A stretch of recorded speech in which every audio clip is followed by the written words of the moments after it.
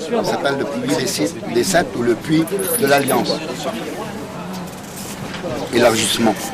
Après, Isaac, après, il a dit élargissement. Nous avons prospéré, grandi avec toi. Et le puits, c'était la vie à l'époque, vous avez répondu. Oui, le puits, c'était la vie. Pour ça, ils se sont battus avec les autres. Mais il dit c'est notre père Abraham qui l'a creusé. Et il a été rebouché par les Philistins. Les Philistins, ils avaient encore bataillé. Il a fait dans la Bible jusqu'à une quinzaine, pas dans la Bible, c'est les commentaires, mais une quinzaine de mètres, ils l'ont élargi. C'était le symbole de la prospérité, parce qu'il avait grandi le puits. Et l'eau ne devait pas. L'eau était. Et les pouilles, c'est la foule en l'air. Il y en a en bas une petite là. Là, il y en a une petite, elle est bonne. Grenade, t'as vu comment elle s'est faite? Une grenade. Ça sert d'avoir des grands bras. Voilà, oui. On bien plus vite là-bas. Là-bas, il y en a une belle, il y en a des belles là-bas. Là-bas, mais il me prend de l'eau. C'est dans le mais tu ne sais pas ce que tu fais. Une grenade. C'est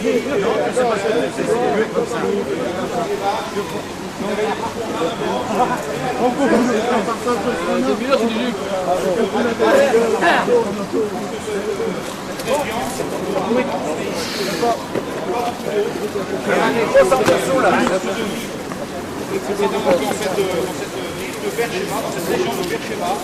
Abondance, il y avait de la verdure chercher le puits, c'est pas la puits. Et il vivait un bon moment ici, donc avec toute sa famille et ses serviteurs. Ils sont par là, là. Hop, ça y est. C'est bon, Non, on va prendre deux plus là-bas. Venez, on va prendre deux plus là-bas. Ah, c'est pas vrai. deux de là-bas, avance là-bas. Ah, il y a le soleil. Alors c'est bon, il y a le soleil derrière.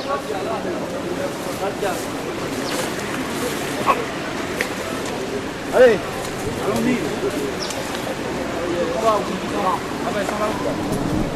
Vous êtes tous les deux vraiment impeccable. Là, tout le monde.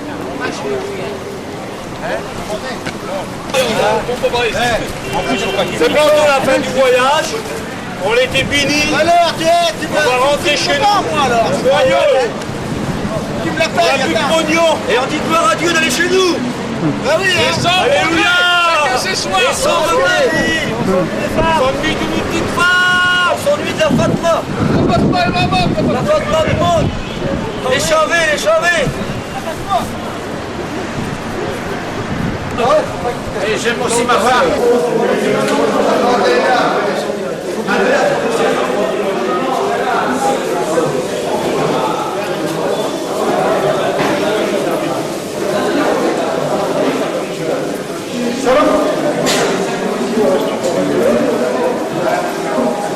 Ici, nous sommes dans une hôtel assez luxueuse. En haut, le plafond assez brillant, assez merveilleux. Voilà, merci caméraman. C'est une architecture extraordinaire qui vient du pays, avec le parterre, en talage d'origine. Ça va donner quelques instants. Bien sûr, avec le luxe, on ne peut pas oublier, de la splendeur et de la richesse. Voici des esclaves de Goshen, enfin quoi.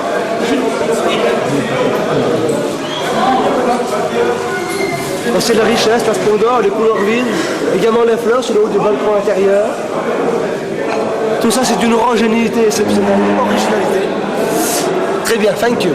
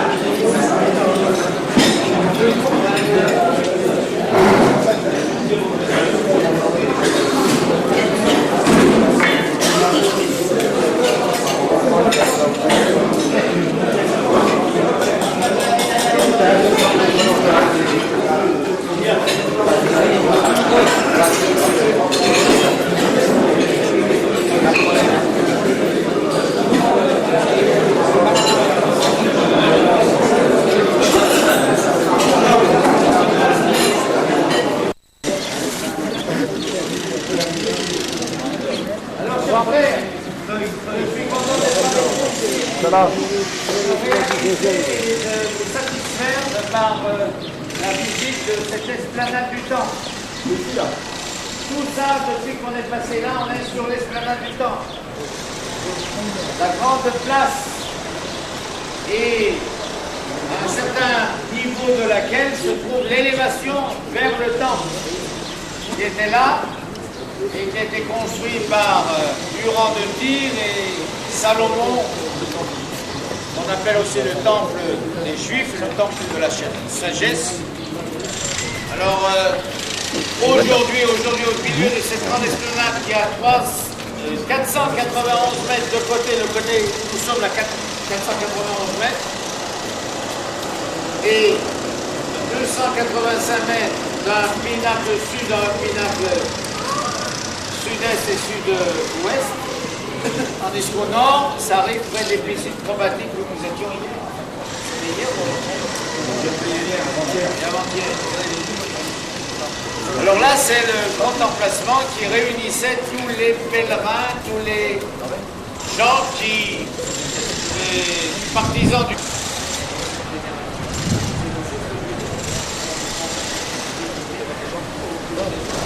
sur lesquels se lève, comme l'a dit le frère hier Michael, hein, la chrétienté, et eux, ça a ramené des gens. Si on les avait ignorés, tous les acceptés. De sa connaissance.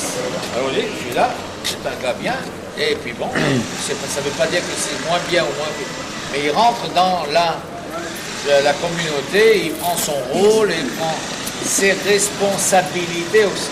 Donc la bar mitzvah, ça va continuer. Voilà. Après la bar mitzvah, c'est fini. Il est adulte pour la... Autant que Jésus dans le temps, ça s'est continué ensuite. Exactement, par le système de bar mitzvah. C'est-à-dire que malgré que le temple était détruit, il continue à faire la bar mitzvah quand même au mur des lamentations. Parce que ça se faisait à l'intérieur du temple. Et au mur des lamentations et dans les synagogues.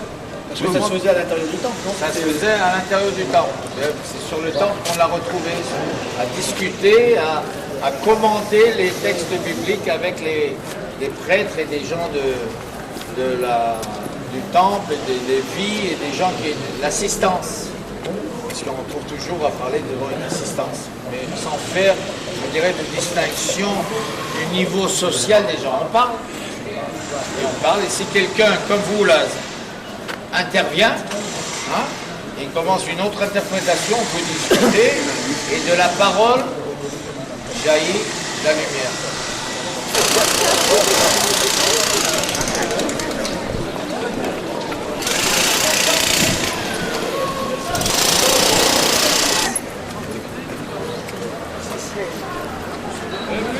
Les églises sont allées sur les pas de Jésus, partout ils ont construit les églises, la Sainte Famille ici, et ça.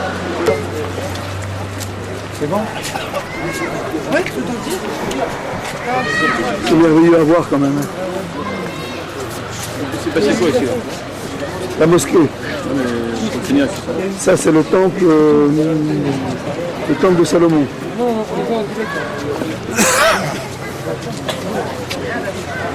Avec toutes ses richesses. Il n'est pas venu ici le Seigneur? Ben si, il est venu. En bas, c'est en bas, ici plus bas, qu'il a déroulé le rouleau du prophète Isaïe. Tu liras dans Isaïe 61 qu'il dit l'Esprit du Seigneur est sur moi. Et tu trouves la manifestation dans Luc 4, verset 13, où Jésus déroulera le rouleau du prophète et qui dira l'Esprit du Seigneur est sur moi parce qu'il m'a oint pour annoncer une bonne nouvelle.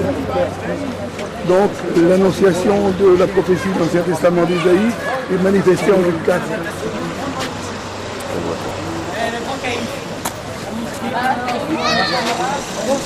Ici, on voit une mosquée qui date du 7e siècle, c'est-à-dire qu'il y a 1300 ans.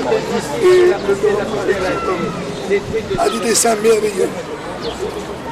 Voilà, on peut contempler le même. Elle n'a pas bougé. Elle est sur la montagne, le sommet de la montagne. Là-bas en bas, à quelques 200 mètres, elle a été détruite en partie. Et comme vous pouvez le voir, notre frère bébé qui est devant, qui regarde de droite et de gauche. Nous sommes ici dans le temple. L'autre côté de ces murs se trouve le mur de la de la lamentation. C'est la mosquée du Front-Bébé.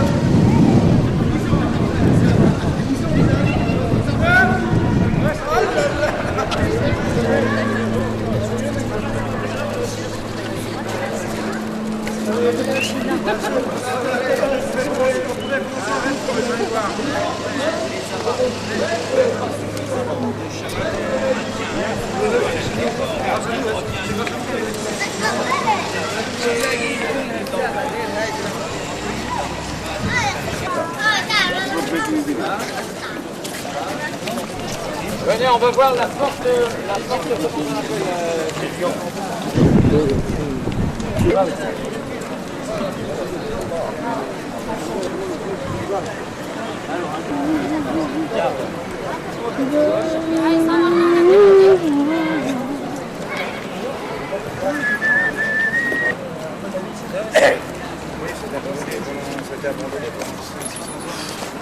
Il fait chaud.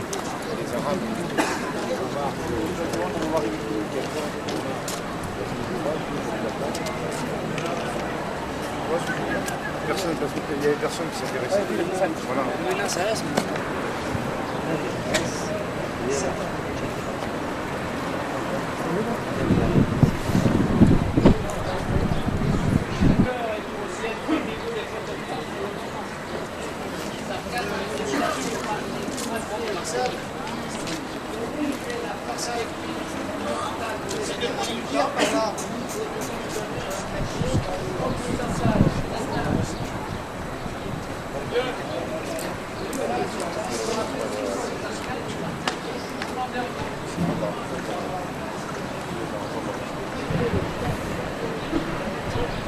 Les oliviers, c'est rien de plus merveilleux.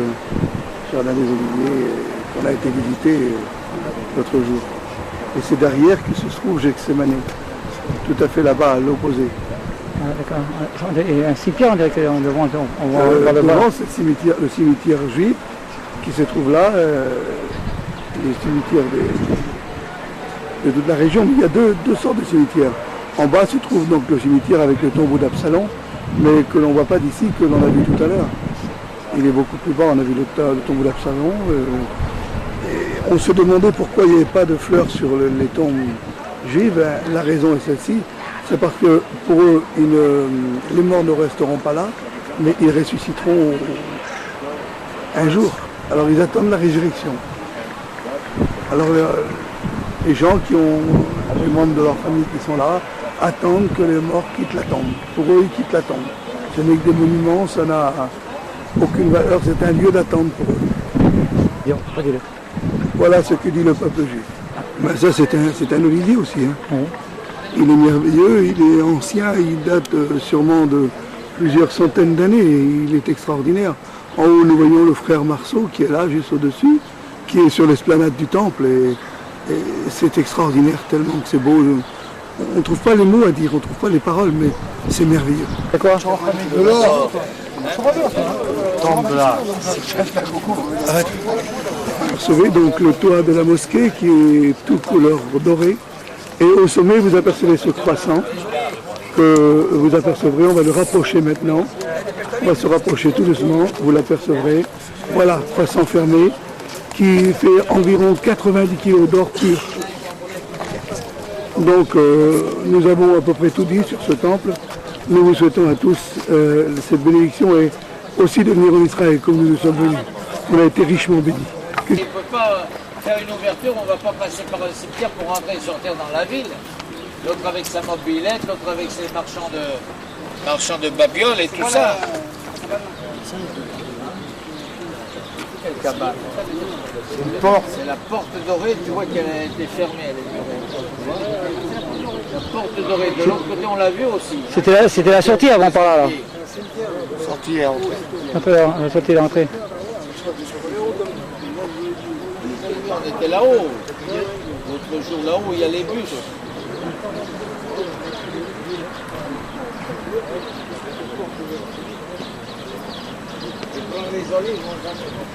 Les parents de Marie. Et plus tard, on sait qu'à côté, là, on a, où on était aux piscines probatiques, c'est Anne, il y a l'église Sainte-Anne, pardon, qui est construite sur la maison de Anne. Ce qu'on appelle les piscines, c'est le réservoir de Siloé. Ici, sous cette grande construction. Et là, ça a été bloqué. Où l'aveugle a été se laver, mon comme je vous l'ai ami dit, lorsqu'on était Mario. de l'autre côté, où il y a la vallée du Cédron, Comment là. T'as tout compris. On a compris. Ah, c'est bien alors.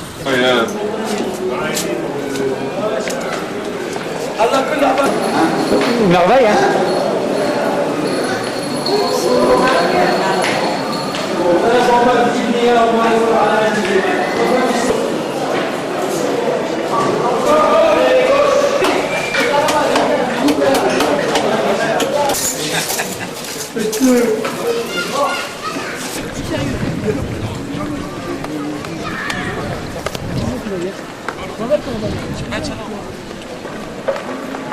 Allô, Mister. Mister. Bon, attention là-haut, frère.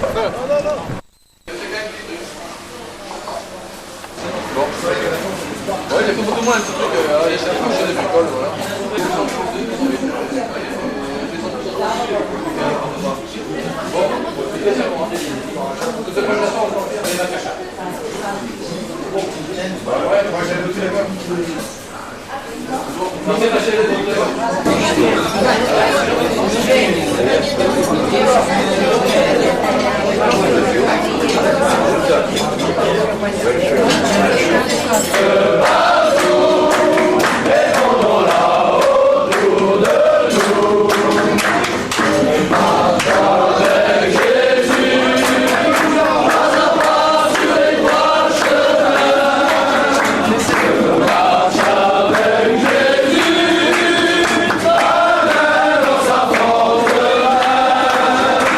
Jésus ne précède, et quand nous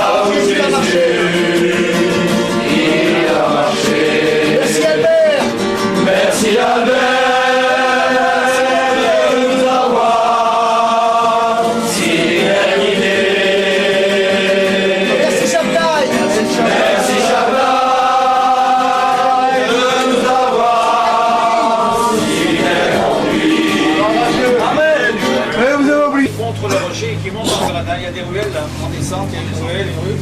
Et c'est ce rocher qui est épousé par le vieux Jaffa, qui va de la période cananéenne, passant par la période, je dirais, israélite, les Romains, les Byzantins, et on a trouvé ici une petite maisonnette qui est près du phare là-bas, où il y a des vestiges romains qui ont été repris par les Byzantins, et c'était la maison, et c'est sûr que c'est la maison de Pierre, parce que après le passage des Byzantins ici, on a les croisés qui relocalisent cette petite maisonnette par les motifs décoratifs des chapiteaux corinthiens que vous connaissez déjà, ces chapiteaux comme des feuilles d'acanthe, donc comme des chardons, des colonnes de marbre à l'entrée de la porte. Alors tout le monde est là pour reconnaître la maison où a vécu Simon le tanneur. Simon. Et étant donné qu'il y avait une femme à Jopé, ça c'est ton affaire. Non, en tout cas, étant donné que Pierre, on l'appelle Lida, on vient le chercher, et Pierre est hébergé chez Simon le Corroyeur, et sur la maison de Simon le Corroyeur, il y a sa maison, mais la maison elle-même n'est plus restée un lieu saint, privé, je dirais réservé de l'État ou à proximité donc de la maison, semble-t-il, où a logé Pierre, qui était disciple de Jésus. Hein. Et je crois qu'il faut nous rappeler les circonstances dans lesquelles il est venu habiter dans cette maison. Déjà, Simon le tanneur était aussi un disciple. N'oubliez pas qu'il était aussi un disciple. Et il a donc hébergé Pierre dans sa maison. Et Pierre était descendu justement à Jopé, parce qu'on appelle aussi papa mais maintenant, mais à l'époque c'était Jopé. Il était descendu à Jopé parce qu'en fait on l'avait fait venir dans cette région. Et il y avait là une femme qui était une disciple aussi. Et puis l'Écriture nous apprend qu'elle est morte, hein, cette femme. Et donc Pierre va prier. Et puis vous savez combien elle va revenir à la vie. Et donc il va ressusciter, par l'intermédiaire du Seigneur bien sûr, Dorcas, hein, qui est habitable. Et puis, alors qu'il est dans la maison de Simon le tanneur, il arrive un moment où Pierre a faim. Il a faim. Alors, il était là sur le toit de la maison, hein, parce que c'était conçu comme ça, il était là sur le toit. Et alors, il a demandé à manger. Et pendant qu'on lui préparait à manger, voici que devant ses yeux va descendre du ciel une nappe, avec toutes sortes d'animaux impurs. Hein. C'est ce que nous apprend l'Écriture. Et puis une voix va lui dire, Pierre, tue et mange. Alors Pierre va dire, Seigneur, jamais rien d'impur n'a entré dans ma bouche. Ah oui, c'est pas de la viande cachère. Alors il y a là bien sûr des cas de toutes sortes d'animaux impurs qui ne sont pas écrits, qui sont écrits dans la loi comme étant des animaux impurs, il n'a pas le droit de les manger. Et jamais Pierre ne se serait permis de les manger. Et 3 fois, l'Écriture nous apprend que eh bien, la vision va se reproduire. Et à chaque fois, l'Esprit va lui dire, ne regarde pas impur ce que j'ai déclaré pur. Mais pourquoi en réalité ces paroles? Parce qu'il faut comprendre que Pierre c'était un juif, et malgré qu'il était un homme simple, c'était un pécheur, c'était un homme qui se conformait à ce que la loi disait et voulait, et il ne pouvait pas donc se mélanger avec les païens. Et faut comprendre aussi le contexte de l'époque, et on vit encore aujourd'hui, pour les juifs judaïsants, eh bien ce contexte de vie. Et Albert connaît très bien justement ce contexte de vie encore aujourd'hui. Alors il a fallu l'intervention de Dieu pour ce qui allait suivre. Parce qu'au moment justement où il avait cette vision, quelqu'un est venu demander Pierre. Et si vous vous rappelez, la première ville qu'on a visitée au début, tout à fait au début, nous avons visité, quelle ville? Vous vous rappelez? On a visité Césarée. Et qui habitait Césarée? Corneille. Et c'est là justement où Corneille a envoyé des serviteurs ici à Jopé pour chercher Pierre. Parce qu'un ange lui était apparu. Il lui avait dit, Corneille, tes prières et tes aumônes ont été exaucées. Et alors on voit à Jopé des serviteurs afin d'aller chercher Pierre. Et alors donc, et puis l'ange lui a dit même, il habite dans une maison, il est logé dans une maison qui appartient à Simon le tanneur. L'Écriture elle est précise. Et c'est à ce moment-là où Pierre a eu la vision, la nappe qui est descendue du ciel, hein, et Pierre avait faim. J'ai faim aussi moi justement. C'est pas mal, j'ai faim, hein. Alors c'est à ce moment-là que la nappe est descendue du ciel. Et là les hommes ont demandé à Pierre. Et il nous est dit dans l'Écriture que Pierre a compris tout de suite. la raison de cette vision. Il ne comprenait pas parce que c'était insensé, c'était contre la loi en définitive ce que Dieu lui demandait. Et Pierre a compris donc la raison de cette vision. Et alors sans crainte, il est parti avec ses hommes parce que le Seigneur lui avait dit justement l'esprit de descendre avec eux, de ne pas avoir crainte. Même si ces hommes étaient en fait, parce qu'en vérité c'était des serviteurs, c'était des païens, parce qu'ils descendaient chez Corneille, qui était un centurion romain en définitive. Et vous connaissez donc de quelle façon Pierre va partir avec eux, et il arrive, on en a parlé justement à Césarée, il arrive ensuite chez Corneille, et pour la première fois les païens écoutent la prédication de l'évangile, la porte du salut est ouverte aux païens. Eh bien c'est dans cette ville, donc le Seigneur a parlé à Pierre, je crois que c'était peut-être la dernière des villes qu'on visite, le dernier des lieux, mais je crois que c'était vraiment nécessairement pas. Mais Dieu travaille avec ses serviteurs et quelquefois on a des pensées, nous. On est fixé comme Pierre était fixé. Alors là, pas question de partager la nourriture avec un païen, c'était même pas la peine d'y compter. Et puis là, il n'avait même pas le droit de rentrer dans sa maison, mais là, parce qu'il y a l'intervention de Dieu qui lui apprend à faire aucune distinction entre les hommes, car Dieu a placé tous les hommes à pied d'égalité, Jésus a payé le prix. Et puis Pierre va partir sans crainte et il va annoncer l'évangile. Et je crois que c'est pour nous une bonne leçon justement de ne pas regarder quelqu'un comme impur, même le plus bas tombé. Je crois que dans nos tournées d'évangélisation, nous sommes appelés à rentrer parfois dans certaines maisons où c'est pas toujours agréable. Je me souviens, quand je suis parti en Irlande, on a rentré dans certains foyers. C'était vraiment quelque chose de difficile à entrer, mais c'était par amour pour le Seigneur et par amour des âmes perdues. Nous sommes entrés et nous avons annoncé l'évangile. Je crois que c'est important. Ne faisons aucune distinction entre les races. C'est un exemple qui nous est donné. Voilà. Merci à Pierre, à Albert de nous y avoir conduits.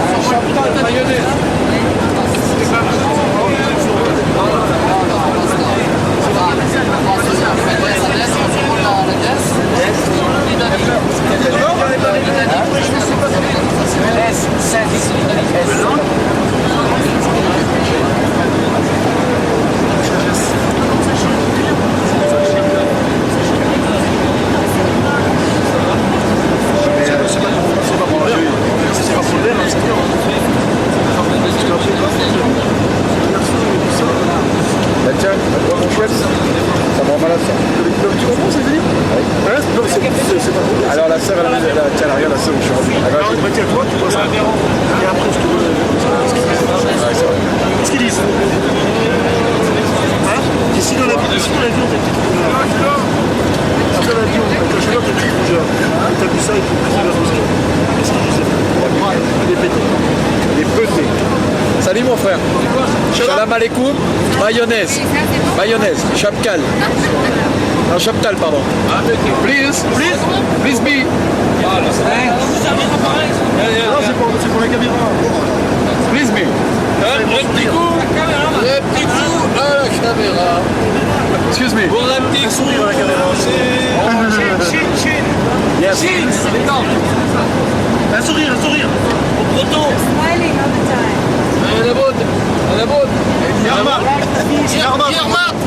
Yermat, en breton.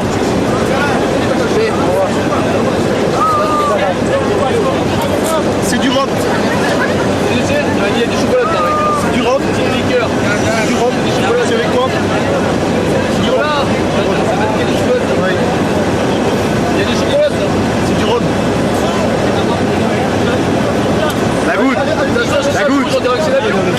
Condé.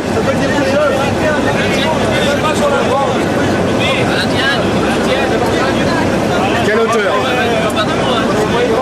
Heureusement qu'on n'y pense pas. Oui, c'est